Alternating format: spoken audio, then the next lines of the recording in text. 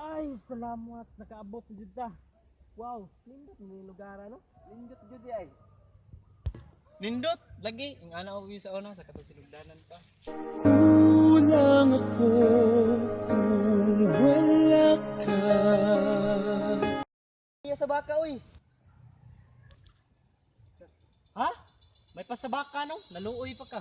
Pero sa imong ginikanan nga naning kamot, ikaw nagsigil lang kag cutting sa eskwela. Sipal.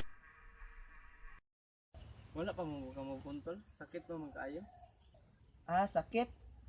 Sa gugma, kinahanglan magpabungol-bungol o magpabuta-buta ka, aron dili ka ma ilhan nga nasakitan ka. Tambi ko na imong cellphone be. Unsa man nimo? Sos, bantog radi ay dili ka ka-move on. Kay naagi hapon mo communication. Go. Kay dili man gud ko kaya nga ma-delete yung cellphone number. Kay naaho man kay feelings para niya. Go.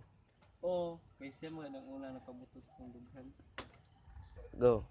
Kung saon man nimo pag-move on, kung sige ka og hunahuna niya, di man ayaw po hunahuna at tawa ganahan nimo. Hindi, masakitan ra gyapon ka ug muasa. Really, nigga? Ay, sakita sa kong tiloy, natunog ko sa kawayan. Ah, sa kawayan pagani, sasakitan na ka. Unsap ka ang Ginoo nga nagpakalansang sa krus para lang maluwas ta. When we all get Wag ako na perfect sa mga quiz. Ano man? Di pa spell mo ko sa maestro inspiration.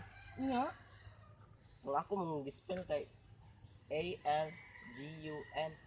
Ha? Ako mo na pangalan. Mo gani, ikaw mo gudang inspiration.